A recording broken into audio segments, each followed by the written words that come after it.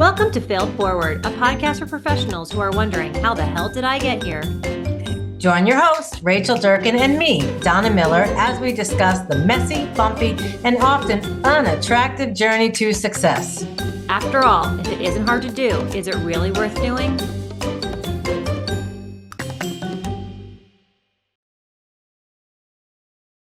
Hello, everyone, and welcome to Failed Forward, the podcast for those of us wondering, how the hell did I get here? My name is Rachel Durkin. My company is Paradigm Marketing and Design. We are a web marketing, branding, and sales enablement agency that specializes in working with clients with a complex sale. So our clients usually have a sales team that requires a human interaction to close the deal, and we build a marketing to sales infrastructure that helps that sales team become more efficient and have a higher closing rate. And I am joined most weeks, Donna, you've been out a couple times, by my lovely and talented co-host, Donna Miller. The podcast is always better with her. So Donna, introduce yourself. Well, I thank you. Yes, I had a little sciatica thing. And if you've ever had sciatica, it's no joke. So I am Donna Miller. I am Chief Visionary Officer and founder at C3 Workplace and Donna Miller Business Growth Consulting.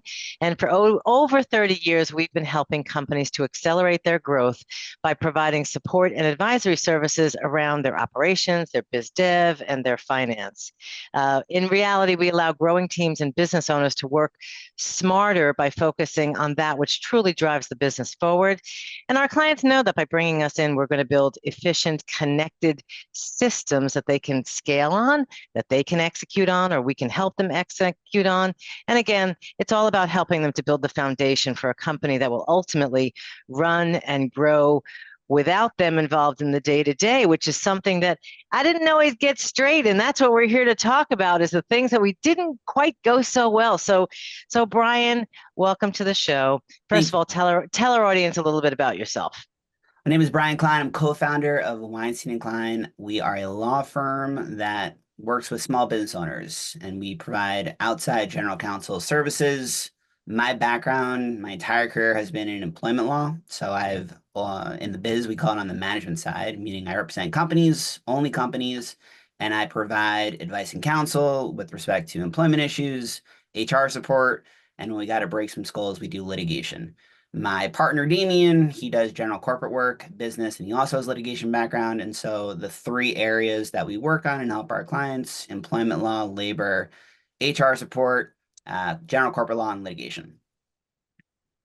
Fantastic. So Brian, we asked Brian before we started, and then I made him stop talking because he was saying so much amazing stuff. And I was like, stop, I want to record this. So before we got on, Brian, we were talking about, as you've come so far in your career, looking back, what did you learn? And we were talking, it was all intertwined. You have a young child now. Talk to me about, what you were talking about earlier about how you've realized that in professional service, developing your people is so important, and what you've learned from that. So I'm going to share this quote that I recently heard that has just been kicking around upstairs. And it is, culture is how you grow. Culture is how you scale your business. Culture is how decisions are made when you're not in the room. And I just think that's fantastic. And so we're coming up on 6 years doing this.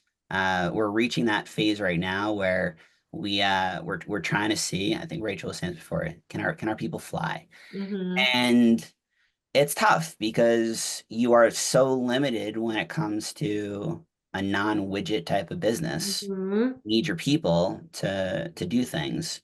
And so to grow and scale your business, you need more people that are doing great works and that follow your culture and provide your values and things like that. So how do you do that? How do you get people that are like the founders and that kind of continue down that road? And what we were talking about before is how employees are like small children, kind of. But we were talking about, yeah, I know, it's true. So we're all like small children. We're all like small children. Little drunk humans. Give me 3 whiskeys and you'll see. It's fine. Great. Give me 1 tequila and you'll see. So going back and just thinking about this lesson of how do people learn, what's the best way to have people learn. You don't want to micromanage, but you have to resist that urge because, and again, the conversation we were talking about, if you think about the best life lessons that you've learned, you go back in your history, the times that made you who you are, were they good things or were they bad things? My guess is that they were probably bad things. They were painful What things. They were shaped you. hard lessons that you learn because that's how you learn. What doesn't kill you makes you stronger, and all those other, Kelly Clarkson songs. From there, you now have, again, I have a daughter. I don't want her to feel any pain. I hate, doing her nails, even though it's really cool with like the sander machine. I think that's, but you don't want them to feel any pain, but how do you reconcile that with what we just said? Because if you're too much of a helicopter parent, if you're too much of a helicopter employer, you're not going to let your people fail to improve. And I think that that's a big lesson of what this podcast is about, and that's a big lesson of what we're trying to do. I hung up my shingle after I got fired. And again, speaking of great quotes, I heard another one. I'm a great team player as long as I'm running the team. Yeah. Well, every entrepreneur said every entrepreneur yeah. that. I think the vast majority of entrepreneurs are unemployable, and that's why they opened their own. Oh my God. Well, I was talking about this with somebody that I feel so bad for my last spot. I was such a bad employee. Oh. But you're probably amazing. So the other thing that I've learned is, myself included, some people are really strong at some things and horrible at others. Not some people, all people. All people. And so, for example, one of the reasons that my COO and I are such a good team, actually, it's funny, we did this analysis on our leadership team of like who would work best together and who would be the worst working together. And Brian, Carolyn, she's been with me for 10 years. We are a dream team, in my opinion. Like, we know how she's good at everything I'm bad at. I'm good at everything she's bad at. And the analysis came back that we would be the worst people to ever work together. Like, we would never get along. Like, don't pair these people together. And it's probably true, but the fact, like, I can create something from nothing, but I can't make an infrastructure out of it. She might not necessarily be able to make something from nothing, but she can take something that with like at a seed level and build it into something. And so you need to recognize people's strengths and lean into them. And I think that one of the things that's really hard to lead and manage is to build SOPs, but also treat individuals as individuals, if that makes any sense. And 100%. you project, or I project, my weaknesses onto other people and my strengths onto other people. But you've got to realize that if they're reporting to you or they're on their team, they're probably good at something different. And how do we lean into that? So I recently read Peter Thiel's book, 0 to 1, which we don't talk about politics on this podcast, I know, but the book is really great in terms of just like an entrepreneur's Bible. And one of the things along the lines of what we're talking about right now that was that stuck with me is he said they don't invest in companies unless they have 2 to 3 founders. They have found that, generally speaking, they only want to work with founders, companies that have 2 to 3 founders.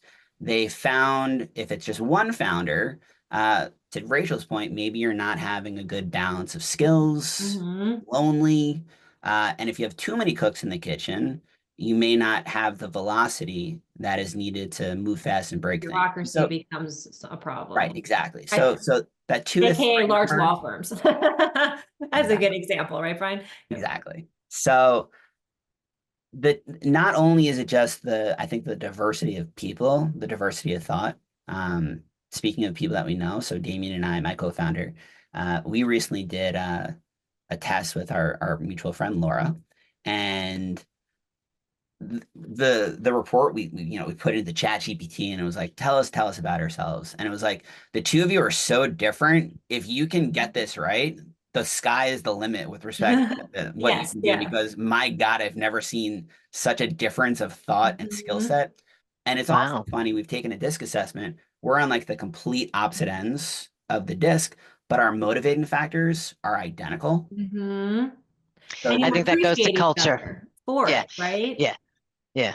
And I think that goes to culture and values. And I think this whole concept of emotional intelligence, I think that's kind of the soil for building good culture. And if as leaders, we don't have emotional intelligence, that's where the culture is just going to fall apart. Yeah. So I was having dinner with a family member the other night who has a business that's grown very quickly. And, they probably have about 30 or 40 employees. And they want their service industry, they want to sell eventually. And they said, it's so hard. I'm busy all the time because things just don't move as fast if I'm not involved. And I was like, well, it's never going to move as fast if the founder's not involved. I can make decisions like this. I can decide to change the payment scale. I can decide on a fly to do whatever. But a business can't scale if I've got my hands in everything, if the founder has their hand in everything. So I always say, like, you've got to let it be okay with it moving slower. You've got to let people solve their own problems, and maybe it'll take them 3 weeks, and that money will come in 3 weeks. I could have done it in 3 days, but I couldn't have done the 20 other transactions that are going on in 3 weeks, in 3 days, like over and over again in 3 days. So, like, the only way to scale is to let go. And Donna, you talk about this a lot, and let them fail, let them screw up, and coach them. And it is the most painful thing I've ever done. And it has prepared me for parenthood because I did it with my team first. And now I let my kids fall over all the time. Probably too much, though. They have to go to therapy for some reason. They're little mutants. My daughter broke her leg recently, Oh my and God. Ooh. she's fine. Relax. And so she healed in like 3 weeks. And we I know looked my at son's leg got broken when he was 2, and it was like and like literally like 12 hours. The doctor's like, you can take the cast off because yeah, apparently their they're bones are so mutants. soft that story for a different time. I saw the results and I was like, who are you? Yeah. But no, I go back to how I kind of started this off, that quote, culture is how decisions are made when you're not in the room. Culture is how you scale. At least for service industry, it's just spot on. Mhm. And you're not, So, there's no yeah. velocity, people can't do it. So, Brian, when I look at your website, it's clear that you are a law firm of a Beautiful different website, type. by the way. I highly Yeah. recommend people. I won a lot of awards. I wonder who did it. One of my So, greatest regrets is not having the person that did the website earlier, but that's fine. one of the things it says is you're not like other lawyers. We say thank you. So, you've got the bright, colorful odd socks. So that's kind of your culture is jumping through from your website to me. Was that a straight line? How did you come to that point? I mean, you got fired from your job and then you opened this, kind of against the typical attorney grain. Was that a straight line? Did everything go well? What happened during that process? How did you come to realize that emotional intelligence steeped in culture is so important? So actually, I hear two different questions on that one. So the breaking in the mold was 100% a straight line, and as we all know, Awesome. entrepreneurs, you bend the world to you, not the other way around. So Right. this is very much an embracing of our personality as opposed to the other way around. And Damien and I very intentionally wanted to break the mold and create a law firm that people, dare we say, liked. Mhm. Uh, a huge uphill challenge. We know you don't have to say it. I read both of your faces with respect to what people think about lawyers. And that was what we wanted to do. We both came from places very different, but similar types of issues. And we said we wanted to do it differently. We want to be a law firm where, dare we say, the clients like working with us and our people are not miserable. So that was totally intentional. The emotional intelligence part came a little bit later as we started hopping under, looking under the hood a little bit about this. We are a people business. And so we wanted to invest in the people and look into, modeling the good things that other types of businesses do. Something that we always say is we are a law firm, but we don't necessarily want to do things that good law firms do. We want to do things that good businesses do. Mhm. If it happens to be the same thing, that's fine. But we don't want to be a good law firm. We want to be a great business. And to us, that starts with our culture and our people. So give me an example of how you let your team fail. Like, how do you let them develop? Maybe let's not fail, but like, how do you get them to develop? Sometimes they do. And sometimes they do. So it starts with letting go. And I wish It's I the can give a hardest thing more to do. articulate answer. It is just you have to sort of let them do. I was talking with another founder in a group that I'm in, and the example was emails. So he was saying, I got to a point where I saw these emails and, maybe I would tweak a couple of sentences, a couple of words, Oh no. but the marginal benefit of Uh, doing that would completely be outweighed Mhm. by the employee thinking that I can't do anything right and I'm going to have to run anything by them. And so Yeah. just that little That's like example, micromanaging at its finest. total micromanaging at its Yeah. finest. And Yeah. you build from there and it compounds. And I think confidence begets confidence, and it starts with an email, then it turns into a client meeting. Maybe it's a networking event, but Mhm. it's on our side letting go, and also positive reinforcement. Encourage all these things. Don't necessarily be nice, be kind, not nice, that type of situation. But give that emotional intelligence and that positive reinforcement to allow them to both fail, understand Mhm. that most failures are okay as long as they are embracing the core values. Mhm. And when the failures are not acceptable, to have an emotionally intelligent conversation about why it wasn't acceptable and what they can do to make it Mhm. acceptable so that they can be a thriving member of the team.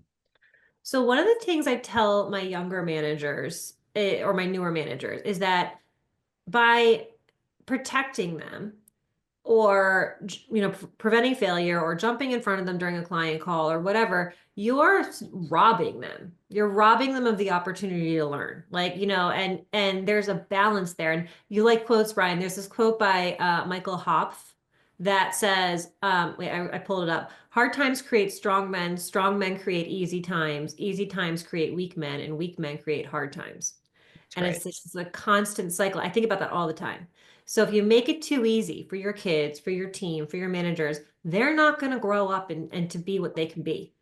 And I think it's so important to allow, like, create space in your culture to allow for failure. And that's probably the biggest benefit that you've got on your whole team right now. I can. And that's exactly where it ties to parenting. Mm-hmm. Same thing. We give our children kind of bumpers, you know. We Mm-hmm. we give them guideposts, but we're going to let them do what they need to do. And I know for me, it is really hard to let go. And I've been at this a while, and you guys have heard me say many times I'm the world's greatest recovered micromanager. But for me, it started with Tim Ferriss's 4-Hour Work Week, Mm-hmm. and he talked about working on your MBA, which is how I did begin that process of empowering my team, which was management by absence. Mm-hmm. I had a hard time with the figuring out who to be and empower them. So I needed to step away so that I could figure it out and they could figure it out. And that worked well for us. The one thing I'll say where I've seen my team and myself screw up is you step away, the failures happen, and then we all rush back in to clean it up. Mm, Like, you've got to let them clean it up mhm, and then mhm, Yeah. feel it. mhm. It's So almost, it's embarrassing how simple it looks in hindsight, but to this point exactly. hindsight, I'm still in the middle of it. Like, I know what I'm supposed to do. This It's this just the specific story, right? doing. So Yeah. so two massive areas of growth that we saw with our team was shockingly immediately following when Damien and I both went out briefly after our kids were born. Uh-huh. Wouldn't you know it? When people are forced to do things and they're Hmm. forced to have that space, and they're still bumpers, we're still there, Yeah. but they're forced to do it. And Rachel, I mean, that's a fantastic point. You need to close the loop. It's not enough to necessarily have the failure. How do you fix it? That's Hmm. ultimately going And to take the beating, like, take the beating. proverbially. Like, And nobody then should you ever can really be also own. beaten, but Sometimes we were lawyers, so yeah. sometimes actually no, I joke all the time. We went to law school because we're not athletic. It's like you're strongly worded letters, not scary. Let's relax. Yes, let them take the Let's strongly relax. emotional beating. Oh Oh my my God, goodness. The you're time using always capital letters. the time always goes so quickly on these. So Brian, there was so much in what you said, but if you could go back and change one thing, is there one thing that you would go back and change? So along this exact point, I would go back and I would be significantly more mindful of SOPs and templates and other just manuals to allow people greater tools to, get them 70% of the way there.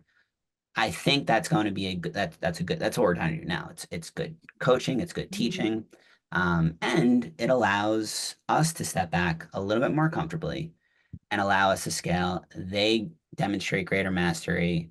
They can then maybe even teach, the next generation. Hmm. So that was something where when we were just starting off, not knowing what the hell we're doing, we still don't know what Hmm. just moving fast and breaking things. You're not stopping to say, you know what we really need right now? A great SOP. You should have loomed that. It's like we got Uh, this vendor, we got this client, this Yeah. headache, this fire to put out. But did you do a loom? Mm-hmm. No, we should have done that. So Yeah. hindsight again, it's a killer, but that is one thing that I think about a lot. And it's just the compound interest of all that. You start Gotcha. something and then it just grows. I've been, on my soapbox about SOPs for years and years, and I never really thought of them until this moment as a tool to empower your team. Mm. And they are. They And really then are. there's a whole other podcast we could do on actually adopting those SOPs and then revisiting them every year. But Oh we're my running goodness. out of All time. right. Yeah. So Brian, if our audience wants to get in touch with a fabulous firm that they might actually like working with, where are we going to find you? So you'll go to weinsteinklein.com, that beautiful website designed by Paradigm. You can also email me, bklein@weinsteinklein.com. I have the cadence down right. It's lengthy, but if you focus on the EINs, you'll be successful. So Yeah, WEIN, Weinstein Klein. STEIN, KLEIN. It's like WANBC. That's how you can find us. Got it. All right. Well, thank you all for joining us for this episode of Failed Forward. And until next time, we hope you embrace failing forward because it is how you get from here to there. So thanks, everyone. Have a great day. Thanks so much.